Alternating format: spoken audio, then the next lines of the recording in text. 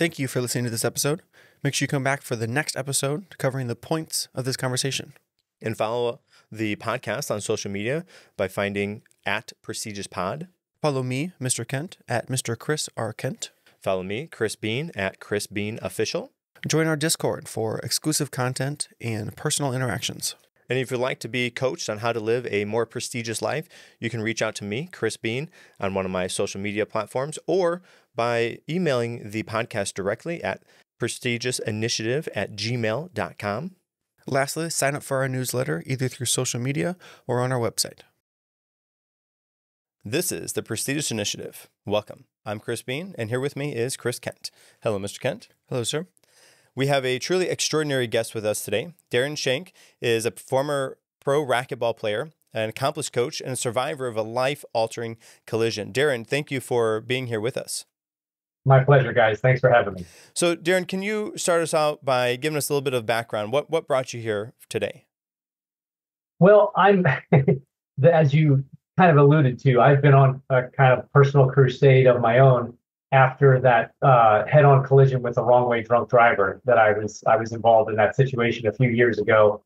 And it kind of set me down the path of doing public speaking, for one, but also trying to expand the reach and influence that I had. I was the head racquetball coach at Arizona State University for 15 years. And in that time, I probably had about 500 kids that went through that program, some of whom I'm still very close with today. I'm on speed dial for a few of them, which is really cool. Been to a few weddings and things like that from kids that went through the program and graduated, and then, was fortunate enough to receive an invite to such a, monumental personal moment for them. But I've always had the desire to have some kind of impact on a larger scale, and public speaking and coaching seems to be a good way to do that. I never took steps towards that, however, until that car crash a few years ago. So that's kind of how, I ended up here today, was backtracking to a few years ago. That, oddly enough, was the turning point where I finally decided to take steps to pursue being a public speaker, and also pivoting in my coaching role where I could have a much larger audience instead of being confined to the roughly 25 kids a year that I had in the racquetball club. Yeah. Okay. So let's dive into that pivotal moment, that that head-on collision. Can you take us back to that day, and what is the immediate aftermath like, and how did you find strength to cope with such a traumatic event? Well, in complete transparency, I didn't cope with it very well. It took a while to kind of figure things out. So March 8th, a few years ago, I was set to meet my dad in Payson, Arizona, which is about 90 minutes northeast of Phoenix. Luckily, he was already there, and I was catching up with him. So I set my alarm for early Sunday morning, 5 a.m., packed up my stuff the night before, went to sleep, got up when the alarm went off, and unbeknownst to me, I figured this out later, my alarm went off an hour early. So every year with my Verizon phone, my phone resets itself an hour forward when there's the time change. March 8th that year was spring forward, right? Well, we here in Arizona don't change, but my phone did. So my alarm goes off an hour early. I'm on the road an hour early, and I find myself in a construction zone at the bottom of a hill in a one-lane construction zone where it's narrowed down with concrete barriers on either side. And coming around a curve, all of a sudden there's headlights in front of me. And I screamed and slammed on the brakes, and there was no way to evade the oncoming car. If it had been, that construction zone was probably 500 yards long. If it would have been immediately before that, immediately after that, I would have been able to just go around that person and miss. But I was trapped in that construction zone between the concrete barriers and had a head-on collision with somebody who had driven what was estimated to be about 12 miles on the wrong side of the highway. And we met in a head-on collision there. Wow. So it was the scariest thing I've ever been through, as you can imagine. There was tire marks on my side of the crash site, none on his. He never touched his brakes. I when I sort of collected myself, I was sitting inside the car, airbags deployed, windshield is mangled. I had to climb out the driver's side window, and I felt around the floorboards to find my phone, and I looked and I had no cell signal where we were. So as I'm standing on the concrete barrier that divides the north and southbound traffic, I see one car coming towards me. So I turn my flashlight app on and I'm waving, trying to get that guy to stop. But we're in the middle of nowhere. We're literally 60 minutes outside of Phoenix at this point. And so he's not, of course, not expecting to see somebody there. He didn't stop. I climbed down off the barrier and went to check on the other guy. And then I realized that there was cars coming down the hill where we were, and that they're not going to be able to see us in time to stop. So I turned and ran up the hill, and I was waving my hands and my phone in my hand, trying to get that next car to stop. And the first one did, and then the next one did, and then as the traffic backed up out of that curve, now coming down the hill, people would be able to see the brake lights and know to stop. And one thing that always sticks in my mind is that the next car in line was a small car, Ford Festiva, something that size. And it was a young couple with two very young kids in the back. And I wonder sometimes if I took the hit for them, I don't see how their car would have survived that head-on collision. I was lucky my Toyota Camry, the safety features saved my life. I mean, there's no question. I don't know that car would have survived that crash. Maybe one of those kids is going to grow up and be a research scientist and find a cure for cancer, right? I took the hit for them. Who knows, right? Maybe it was the hand of God that stepped in and said, nope, you've got more here to do. Today's not the day.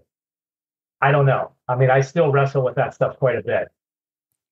So kind of alluding to what you had asked earlier, my way of dealing with this was to settle with the insurance company as quickly as possible, replace my car, and pretend it never happened. So I did what you might, kind of say is the typical guy thing. I didn't want to talk about it. I buried it. I pretended it didn't happen to me. Life goes on. Well, that's not how things work. So I had to dig it up and put it front and center and start facing some of that PTSD from that, unbelievably traumatic scenario. And it took 45 minutes for the paramedics to get to us. Now, I climbed out of the car, and like I said, I ran up the hill. That wasn't just adrenaline. I mean, I was okay, right? Physically, I was pretty much unharmed, despite the high-speed nature of this crash. But there was a lot more emotional toll that this took on me than I realized. And it took a while to kind of come to terms with that and start figuring out how to deal with what I had been through, and also kind of feel like I had my feet back under me, just, walking around in daily life. And eventually I found my way to Mothers Against Drunk Driving. I really wish I'd have found that organization a lot sooner, because they do a lot of things other than just educating people against the dangers of drinking and driving. Victim advocate services is one of the things that so few people are aware of that Mothers Against Drunk Driving provides. And that would have been a tremendous help for me. What I found as the most cathartic thing that I did was starting to tell this story to the Mothers Against Drunk Driving audiences. And I remember the first one I did, it was a court-mandated class where if you get a DUI, you have to come and go through an education class, and then one or two volunteer speakers comes in and shares their story. And it was not far from my house, right down the street at a hotel. And I could feel the emotion of this welling up as I basically relived that scenario in front of an audience of about 50 or 60 people. And as I closed in on the end of my story, I said, okay, does anybody have any questions? Okay, great, thanks. And I started quickly running to the door, and I ran outside and I threw up in the bushes out front. My apologies to the Hilton Phoenix. I probably killed one of the shrubs that's out front. But there was so much pent up anxiety and emotion from that event that I just had not brought forward and dealt with. And that purge, pardon the pun there, was really what kind of set me down the path of, okay, the next time I tell this story, it won't be quite as bad. And the next time it'll be a little bit easier. And so I've gotten to the point where there's 2 points in the story where I always still get choked up, but I can stick around and answer any questions afterwards if somebody has any, or calmly walk out to my car and drive home and be okay, right? So it's been a cool evolution to see my own progress through the venue that Mothers Against Drunk Driving has provided for me. Well, I can only imagine. So you talked about going through and talking through that event. It's like reliving it, and then you're able to kind of see it from different perspectives as you do that because you're thinking differently about it. You're sharing that with other people. You get to have their emotional support along the side for that as well. But I can imagine that story bears a lot of meaning, a lot of weight as you're sharing it with the people that you're sharing it with, and that meaningfulness that you're sharing with them, I think, helps to ease those nerves as you go through that. Yeah, one of the big things that Matt is really good about is they're never pointing fingers. They're not prohibitionists, anything like that. It's just about having a game plan if you decide to go out and consume alcohol. Getting safely home is very important to everybody in the circle of your life, but also anybody else that you may interact with, in such as my example, right? So I really love that fact that, and kind of, circling back to your point, if I get to the point where I don't have a fair amount of emotion sharing that story, I probably need to do something else, right? And I'd find another way to convey that message because, I believe it was Maya Angelou that said, people don't necessarily remember what you say, but they remember how you made them feel. And I was completely innocent, so to speak, in this scenario, right? I was headed to Payson to go fishing with my dad. Somebody else made a bad choice and it involved me, and it could have drastically altered my life. I mean, I could have died on the highway that day.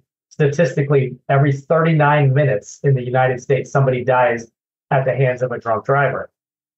I could have been in a wheelchair, had some kind of life-altering injury, things like that. I mean, I was so fortunate to have walked away from that crash and only had the emotional side of it to deal with. So again, when I'm telling that story, what I want people to remember is not only what happened to me, but why it happened. Somebody else made a bad decision thinking that this only affects me, and that's not the case. That every decision that we make truly has a ripple effect in the world around us, and that's an easy thing to lose sight of.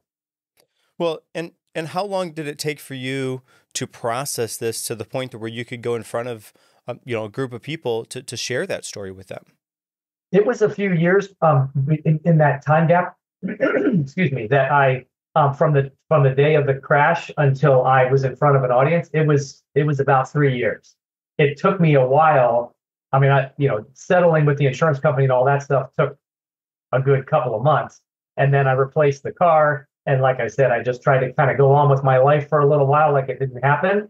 And then I sort of tried to seek ways to kind of, start dealing with things. So it was literally almost to the day, 3 years after the crash, that I did my first talk for Mothers Against Drunk Driving. So with that time span, was there something that prompted you to reach out to have a way to share that with people? What did that type of process look like for you? So I did seek some counseling, and I just never felt like I found the right person to share that story with. Talking about it helped, and I'm a good communicator. I do sales for a living. I don't have trouble talking about this kind of thing. I just didn't feel like the people that I chose to speak to about this really had the right insights that I was looking for.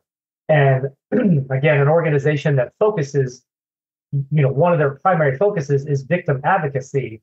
I was speaking with people who deal with these type of scenarios every day and providing all kind of support services for somebody, whether it is dealing with the emotional impact or everything from, finding connections to retrofit your house because you are in a wheelchair now, things like that. I mean, their breadth of services is amazingly wide. So I just needed to find my way into the right arena and speak to the right people. And then I thought, okay, now I'm on the right track. Now I feel like I'm speaking to people who understand what I've been through and can share some real insight, not just let me kind of, express myself, hoping that that would be enough to make me feel better. Right, because then you have a meaningful impact on what you're doing and the people you're sharing it with, and you're committed because the organization is committed in doing the things that they're doing, and because that connection is so strong, you see value in doing that. That makes the most sense. Absolutely, yes. Yeah, it's been. I tell you, I have cried more during some of those events, listening to other people's stories. I was asked to come to the office, the Phoenix office, a little while ago, and meet with somebody who had been through an amazing journey. I mean, this poor guy had so many things that happened to him, multiple surgeries, medical retirement from his job. I mean, all kinds of things. And again, it makes me just be so grateful that I walked away from that crash and didn't find myself in a very similar scenario to this person.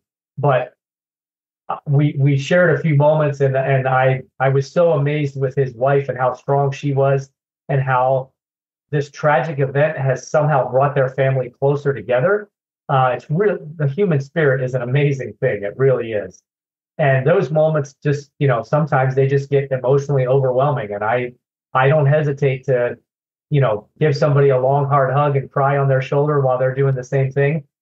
Because to some degree, I know what they've been through. And it was really, really impactful for me to have the wife of that person follow up a little while later and say, some of the words you shared really, really helped my husband. He was struggling with certain things, and you just found the right thing to say. And I wanted you to know that he mentions that often, and that you've really made a difference. I mean, is there anything better than that? I mean, forget all the money in the world. Service of others is where true happiness is found. I mean, it's somewhat unfortunate that it took this to put me in that situation to be able to help others, but I'm certainly making the most of it now that I'm here. Yeah, and I can imagine that impact that you're having on those people, and then that feedback that you're gaining really motivates you and continues that commitment to share that story so that you can help to have that service for the other people who are going through similar things or need to know those things so they don't end up going through those similar things that you went through and so many other people have. Yeah, and the one of the main ways that I do it is a DUI mandated class, but I've also expanded out into going to high schools and even middle schools, and sharing a cautionary tale. I'm working on some things with some local universities and trying to bring Mothers Against Drunk Driving and some of the Greek life organizations together.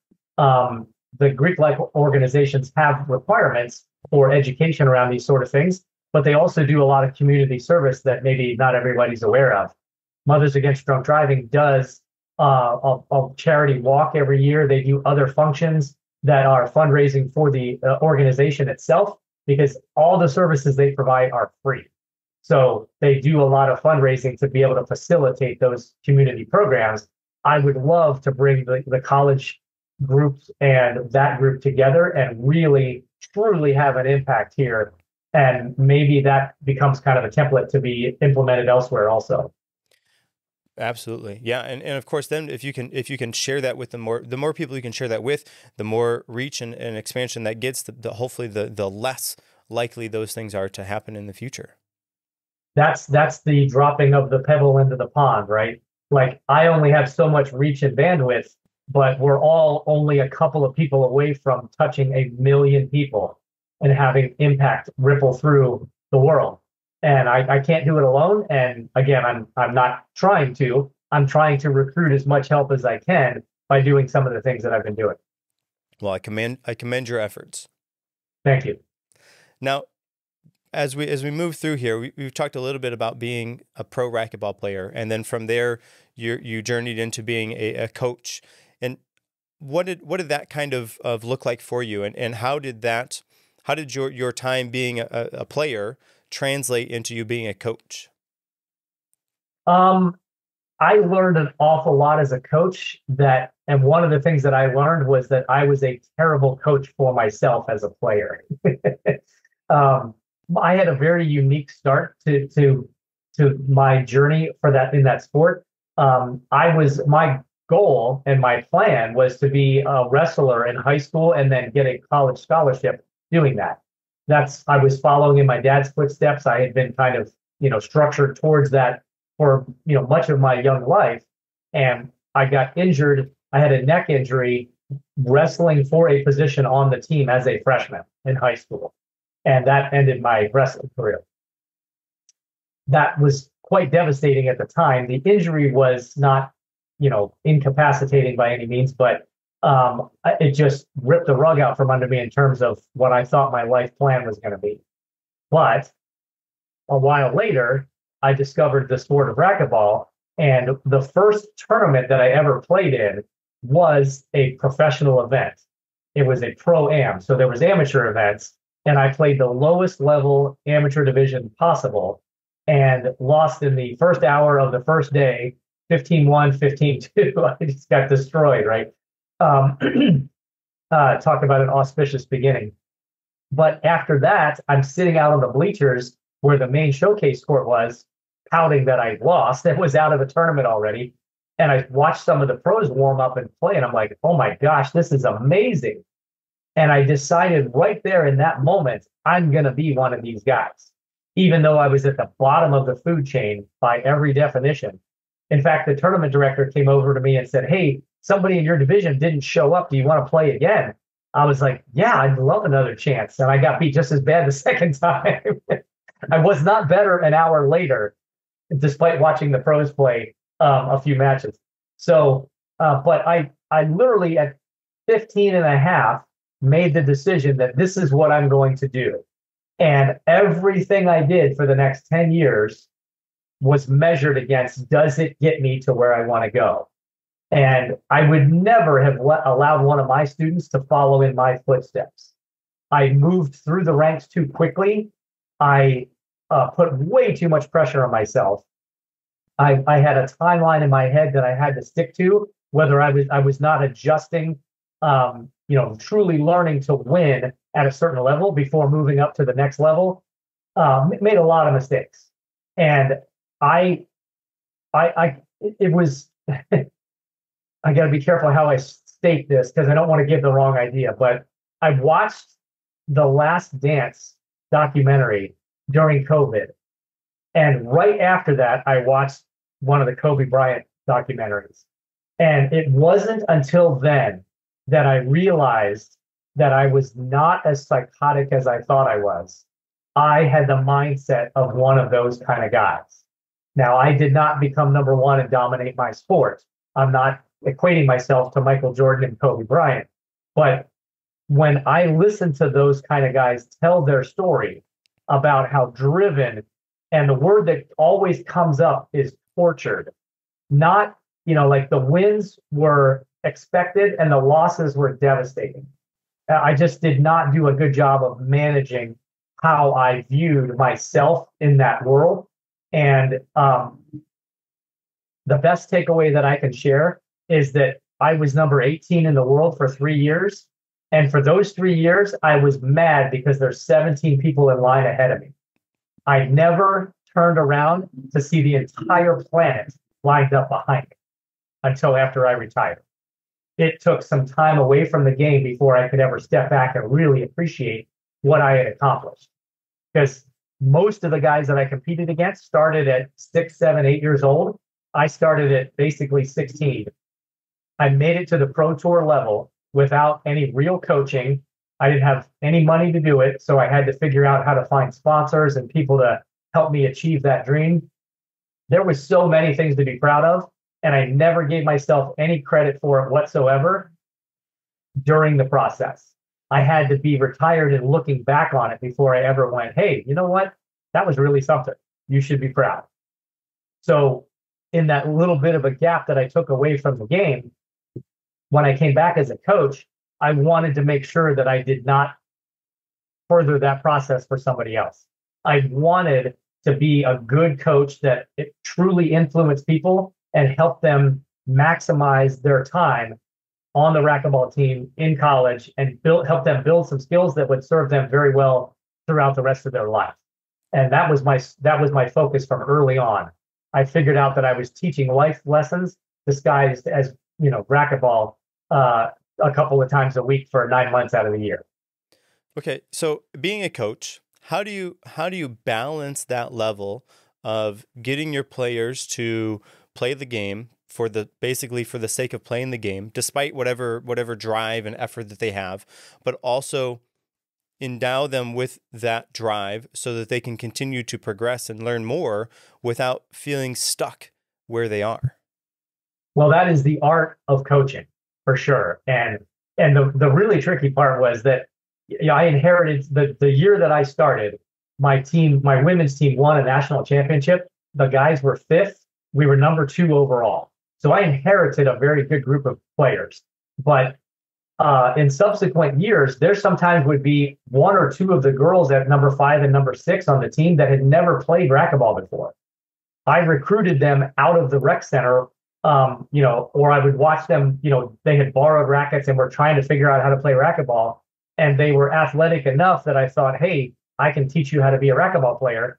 And we were missing 2 spots on the team. So I, would just kind of find volunteers, and over the course of the fall semester and then 2/3 of the spring semester, get them up to speed well enough to compete against other girls at other colleges who had been in that same scenario. But on the other end of the spectrum, I had some world-class players. I had the number 1 junior from Costa Rica come and join the team.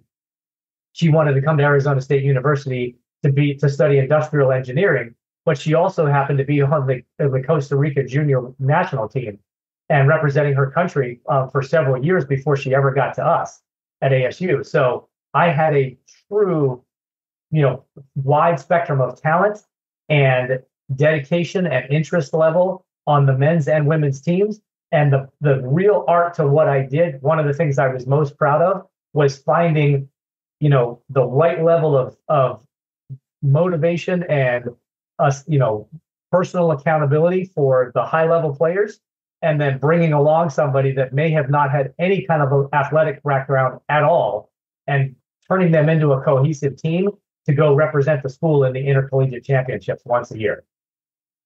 Wow. Well, okay. So if you have people that are brand new and you have people that have played the sport before, with those people that have played the sport before, have you noticed, or do you find that those individuals have a certain mentality that they come into the game with from prior coaches or from, whatever their experiences were before that you have to tweak and adjust? I'll use those words nicely, in order to help them to play cohesively as a team.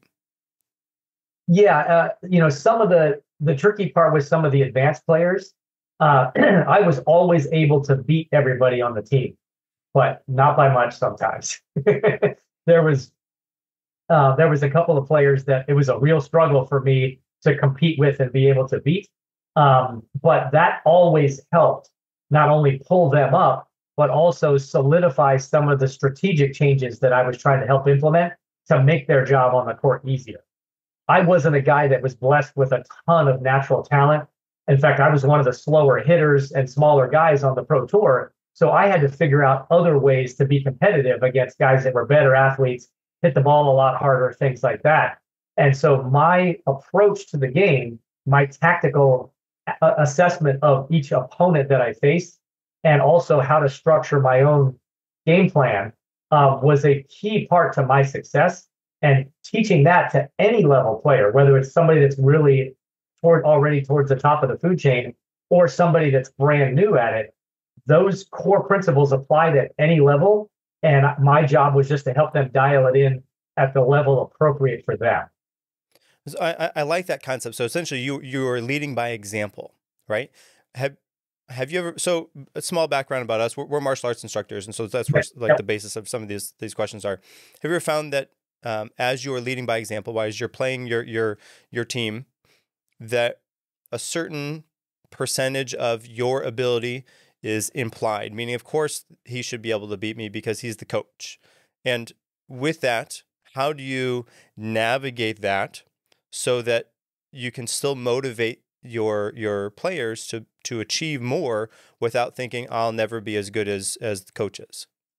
Well, I think it's a safe assumption that you guys do the same thing. my goal and my job was to be a little bit better, not go out and play the same level against everybody. My good players needed me to really push them and try to beat them and put them in pressure situations. Sometimes we would bet $1 or a smoothie, or loser had to do 10 push-ups, stuff like that. So something was on the line, not just, oh, okay, it's another Tuesday night at practice, right? Simulate the pressure situations as best possible. But for some of the players who weren't quite as advanced, my job was to make them feel competitive and just barely win, or once in a while make it seem like, man, I let that one slip away. You got me tonight. Don't tell anybody, but tomorrow, when we play on Thursday, I'm kicking your butt, right? And just kind of reinforce the fact that, hey, I am getting better. I can do this.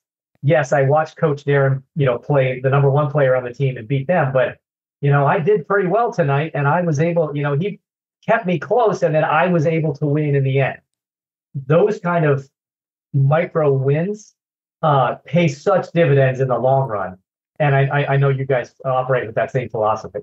Well, and I can tell from speaking with you and from the way that you're speaking about this, that you have that you're humble enough to be able to go through those situations and navigate those situations and not let that be detrimental to you, because that's, some people, their ego is so big they couldn't allow their player, their teammate or whatever to beat them. But doing that the way that you did, and then having those conversations with your team, meant that you did it with a purpose. You did it with humble attitude to it, but then also because of that connection that you built with them, that prolonged their listening to you. Like, they're going to be more apt to listen to you because of the way that you navigated that situation. Yeah, thank you. I was such a raging egomaniac during my own career. That was one of the major lessons that I learned as a coach, right? This isn't about me. My first year, like I said, I inherited a really good team, and we won it. I ended up on the podium accepting with the women's team, accepting the trophy for winning a collegiate championship my first year out. We're on the cover of the magazine that was known in the sport. The next year, I'm collegiate coach of the year based on the previous year's performance, things like that. It was an amazing start, but I'm not the one playing the matches, right? I'm trying to help put together a team and have everybody work cohesively. And there were times where we had our number 1 player play doubles with the number 6 player. Complete disparity of talent and ability. And yet, sometimes those combinations work better than having number 1 and number 2 play together based on the overall outcomes that we were trying to achieve, in terms of points and things like that. So there were times I had some tough conversations with people saying, hey, I'm sorry, but you're number 7. You're not 1 through 6 on the team, but I need you to stay ready in case something happens to one of the other players. You're the next person up. And sure enough, in one of those scenarios, I had a guy that was ready to quit the team and walk away from it. And at the last minute, the guy that he lost to for his position on the team got injured, and we had to sub Johnny in. He was ready to go, and he won a gold medal at the tournament that weekend. He won his division at number 6. He was ready to walk away from it, right? And that's one of my, I'm getting chills just remembering that story, but that's one of my more proud coaching moments where I helped him work through, the ego hit and the struggle and the disappointment of not making the team, and thinking that, he still could go and compete, but his efforts were not going to add to the team's total and impact where we finished.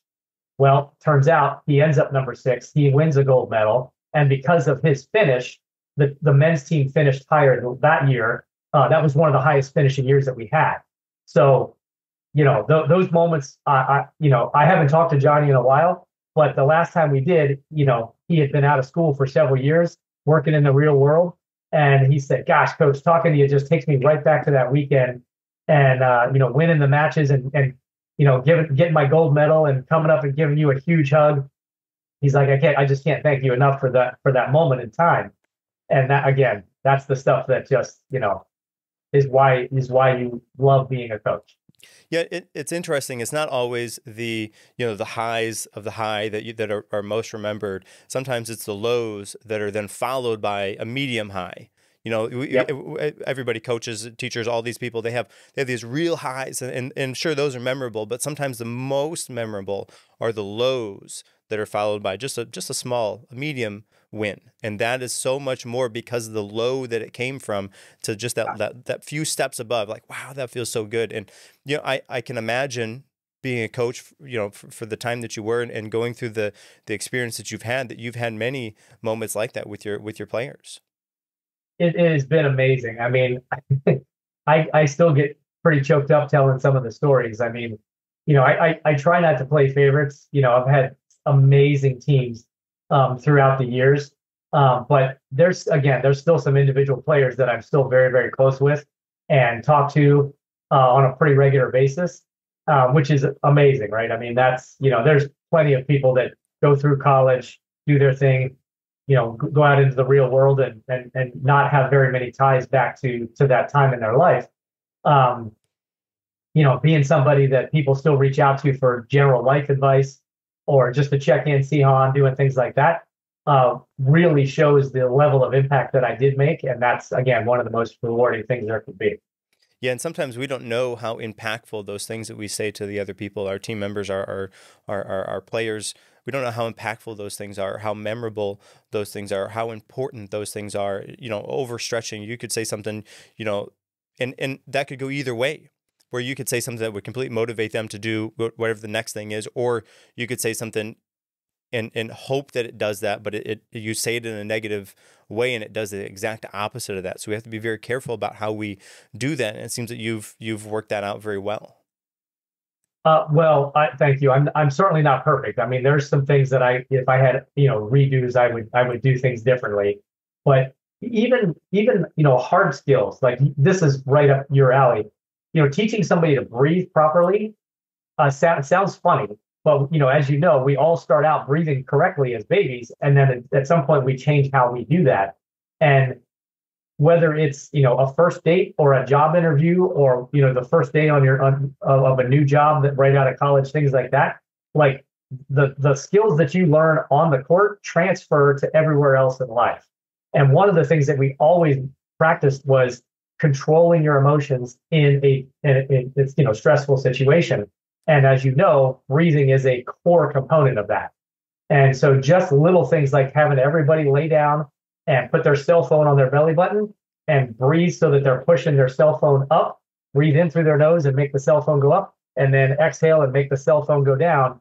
Just that visual and that exercise, I had kids by the end of the season that would be playing a hard match. They'd call timeout, would come off the court, breathing hard, and I would just go, come on, breathe, relax. And like that, they would be back to a normal state of emotional intensity, as well as physically recovering faster than their opponents, and go back on the court and win. That same skill transfers into so many other facets of life. And that's just one takeaway that I hopefully helped a lot of people with. Yeah, and you know, breathing is such an interesting thing, because you're right. We come out, we know how to breathe. We just automatically, it's built into our bodies. We just know how to do it. And somewhere along the way, we lose our way. We end up breathing incorrectly. And because of that, we're taking in less oxygen than we should. We're not breathing for the state of mindfulness or being or exercise level that we want, but rather than what we're in. And with that, it's hard to calm ourselves down. It's hard to sustain that physical exercise into a continued basis, because you get so worked up that you can't breathe, so you can't continue anymore. And then with that, if you can control your breathing outside of any physical point, you can control your emotions, because that really has a tie-in to your emotions. If you get emotionally worked up, then your breathing is worked up. But if you can control your breathing, then your emotions come back down as well. Yeah. And unlike, you know, martial arts competitions, we as racquetball players aren't getting punched in the face, right? It's not a fight that you're dealing with. It is a racquetball match. So let's keep it at the level that it is. Don't trigger that fight or flight response by the shallow breathing and the high level of emotion. Stay calm. And that is such an advantage over other competitors, whether you are a super high level player or you're playing as a beginner against another beginner type player. I mean, that in some ways that made the difference in the beginners matches, is that the skill levels were rudimentary at best, but handling yourself in in the competitive moment is what made the difference with the little bit of skills that you had. Absolutely. Now, as we move forward, I've read a little bit about your Chatterbox Discord server. Can you tell us a little bit about more about that, how that aligns with your mission of making a positive impact? Yeah, so I've been doing some recurring speaking in the business schools at the universities here in Arizona, and I saw a need for, instead of a 1 hour, boot camp type approach. Here's a bunch of things that I'm trying to share with you to help you with. A way to follow up with people and have continued interaction. So true real world skills like resume writing and interview preparation, for example. The Discord server is full of 3 to 5 minute videos, TikTok style, I guess is the best way to put it, where I'm answering one question. Like, how would I answer the question, tell us about your greatest weakness, or why should we hire you? Things that, the kids are going to get in the interview process, but maybe they're not, aware that is a question that's coming, or how to answer it effectively. So at my company, I've sat in on probably over 300 interviews for sure, and gotten to see from that side of the table how people interview. And that's given me a good base of what to do and what not to do. And so I'm trying to, leapfrog the kids over the initial learning curve into some deeper knowledge on how to handle themselves properly in an interview. Even sometimes, like, I ask this question during a talk, and there's always a few people that get it right, but there's lots of people that don't know. What is the appropriate color to wear in an interview? The answer is a navy blue suit for guys, a navy blazer for women, white shirt underneath, right? That is a standard conservative look that you cannot go wrong with. It doesn't matter if you're interviewing at a company with a t-shirt and jeans culture. You're there for an interview. You're making a first impression. If that's over video, they can still see you, right? If it's a phone interview, here's some things that you don't want to do. Don't talk on, don't hold your phone up like this and talk into the end of the phone, right? Do that with your friends. Talk into the phone properly like you would speaking, to a business client, for example. Don't sit somewhere with your feet up. You'll sound too casual. On a phone call, you have to remember to smile because people can hear that, right? These are all things that are not taught in the school environment that are so critical in making the transition out of school into that next phase of life where you're trying to land that first job in the career that you've been studying for a while. So that's really the focus of that server, is to provide ongoing access to that information.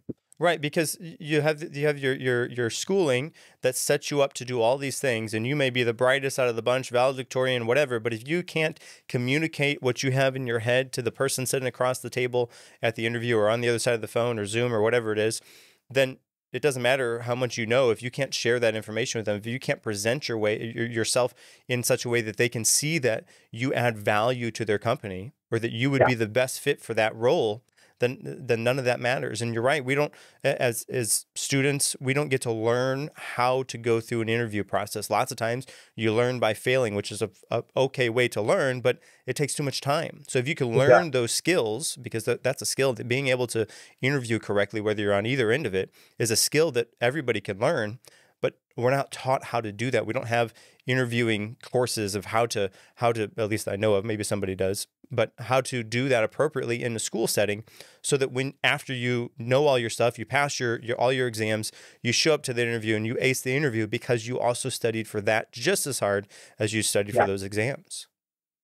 And I don't want to give away all my secrets, but here's a couple of tips and tricks in regard to a job fair, for example. The schools have job fairs. They have lots of companies that come on campus and have opportunities for the students to explore as an internship or maybe a job after college. But nobody ever tells you how to be effective in a job fair. Well, here's a couple of things that I share with people all the time. There's always like a splash page or a website of the companies that are going to be at that job fair. Start doing some homework. Get a tablet, not a tablet that you're writing in. And on page 1, you put one of your top 10 companies that you would like to work at that are on that website that are going to be at the job fair. And you write the company's mission statement, what job openings that they listed, if they do, information about the company, things like that. Your job when you get to the job fair is to make that company representative think you're the reason I'm here. Not that I'm just walking down the rows, handing my resume out to everybody, hoping somebody calls me back, right? You want to have a targeted list of top 10 companies you want to work for. But when you get there, don't go to number 10, and certainly don't go to number 1. Go to somebody who, if they offered a job, you probably wouldn't even take it, and get some practice reps in. If that went pretty smoothly, do one more and then hit your top 10 list. If it was clunky and you were stumbling all over yourself and you felt nervous, stick with the practice reps until you feel a lot more comfortable, and then start hitting your top 10 list, right? Don't come in and run over to your number 1 choice and be nervous and excited and not know what to expect because this is your first job fair. Get some practice reps in first and set yourself up for success. And in those instances, in my mindset, it's about making an impact, making a memorable impression on whoever that person was. So showing up, seeming that you did at least a little bit of research about what jobs they have to offer, a little bit about their company, knowing their mission statement ahead of time is important, because the number of students who do that are so low that it seems like common sense. You should do this. Obviously, you should do this, but they're not doing this because they don't know to do this. But if they could do that, if they can make that impact and show up there like, oh yeah, hey, this is your CEO and this is your mission statement. Obviously, you can't say it in those type of ways, but if you can kind of convey that you know about their company, that you've been following their work and you would like to work with them because of X, Y, Z, ABC, whatever it is, then that is going to make an impactful, memorable experience with that person. Then when they think back, oh yeah, hey, this person, they're going to put a little star on your resume because they're going to want to remember you to talk about you to whoever that next person is, because of that impact, because of that memorable experience that you made for them. And you don't want to be the memorable person that was stumbling all over yourself and couldn't remember anything, or the person that was just handing out the pamphlets because that's what everybody is doing. You want to be the person who makes a memory for that person. They think back to the school, they remember you because you stood out from the crowd. Yeah. And Chris, you said something earlier that's the perfect illustration of that. Just because you may have the best resume on paper doesn't mean that the company thinks you're the best candidate. There's lots of qualified people. Somebody has a 4.4 GPA and has some experience, but does not represent themselves well in an interview scenario like that, probably doesn't get the star on the resume, right? The companies are looking for who's going to, the skills are a given. You have to have a baseline of skills that they're looking for. But now what? Now the companies are looking for who's going to be the best team member, who can contribute the most and the quickest.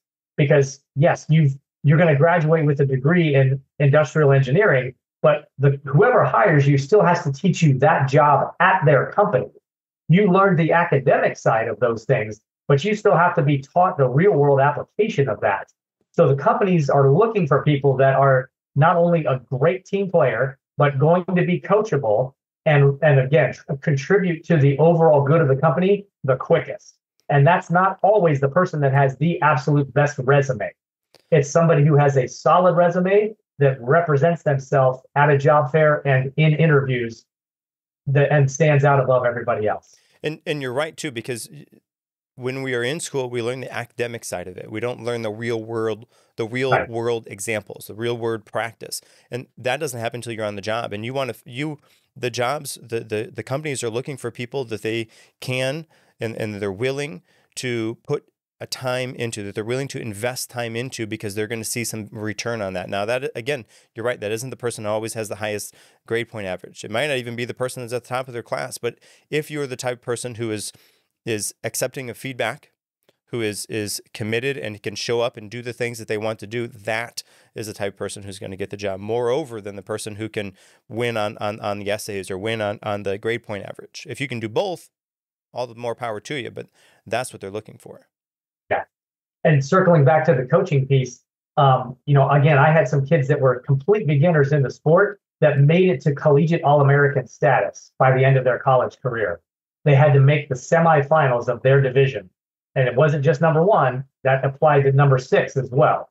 So I had people that were complete beginners when they first showed up that made collegiate All-American status.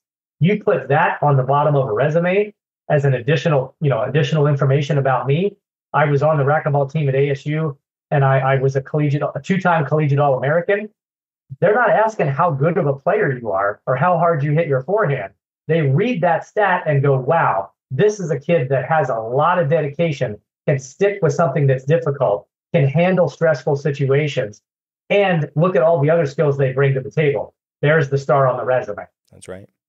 Now, you mentioned you work in sales, and so you have a quote unquote day job. You do your speaking engagements. You have your Chatterbox Discord. How do you balance all of your professional responsibilities along with your passion for making a difference in people's lives? It's, and it's tricky like everybody. I mean, I don't have kids. I'm married, love my wife to death. She's awesome. But we don't have kids at home as an additional responsibility. That helps. People that have, several kids in the household. I mean, it's to me, it looks like chaos, right?